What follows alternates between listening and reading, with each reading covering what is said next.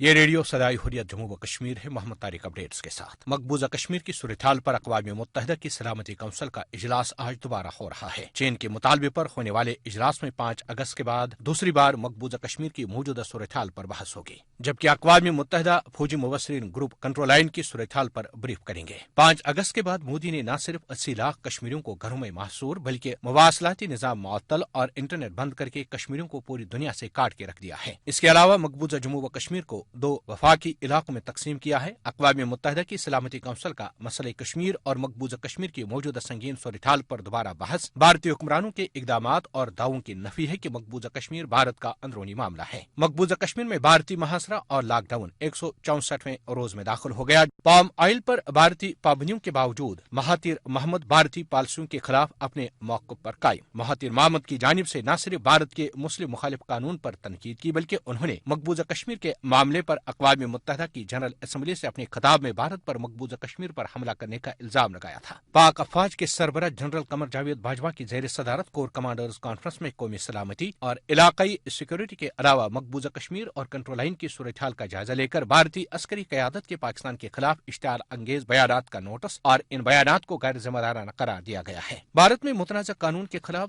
ظلم و جبر کے باوجود شہر شہر مظاہرے تھم نہ سکے۔ بھارت کے صوبہ تلنگانہ کے ضلع عادل آباد مسلم اقلیتی علاقے میں قتل و خون کا بازار گرم ہو گیا۔ اپڈیٹس ختم ہوئے۔ بھارت میں آج RSS کے انسانیت دشمن غنڈوں نے فوجی بندوق کے سہارے نہ صرف مقبوضہ ریاست جموں کشمیر میں نہتی کشمیریوں کو یرغمال بنائے رکھا ہے بلکہ بھارت کے اندر بھی وہ چن چن کر مسلمانوں اور دیگر اقلیتوں کو نشانہ بنا رہے ہیں۔ بھارت میں مودی کے ظالمانہ اقدامات کے خلاف احتجاجی مظاہرے میں شریک ایک مسلم خاتون دور حاضر کی ہٹلر مودی کی مکر و سوچ بے نقاب کر رہی ہے۔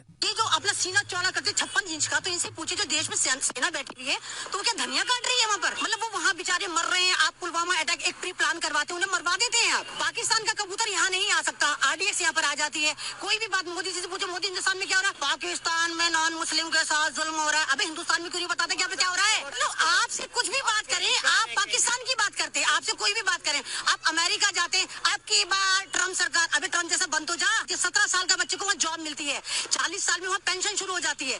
یہاں پہ کیا ہے؟ 30-40 کروڑ کو تو آپ نے ویسے ہی برباد کر دیا، سارے ینگسٹر سڑکوں پر ہیں، سب کو آپ نے NRC پہ لگا۔ اب یہ جو بل ہے، آپ یہ ان کے پیچھے بہت بڑی سازش ہے۔ 35 کروڑ کو مسلمان جو ہے اچھے خاصے پڑھے لکھے، سب کے 20% لوگوں کے پاس کاغذات ہیں، لیکن اس کے پیچھے جو 20 کروڑ دلت ہیں ان کے پاس کوئی پیپر نہیں ہے۔ تو یہ مسلمانوں کو ووٹ بینک سے باہر کریں گے، 35 کروڑ ہمیں باہر کریں گے، 20 کروڑ یہ دلت کو باہر کریں گے۔ اس کے بعد یہ جو ایک ایلیٹ کلاس RSS سوچ ہے، مٹھی بھر جو لوگ ہیں، یہ ہمیں غلام بنا کے حکومت کرنا چاہتے ہیں۔ آج بلا شبہ بھارت میں RSS کا جن بوتل سے باہر آ چکا ہے۔ محض پاکستان پر الزام تراشیوں سے مودی سرکار اب عوام کو گمراہ نہیں کر سکتی۔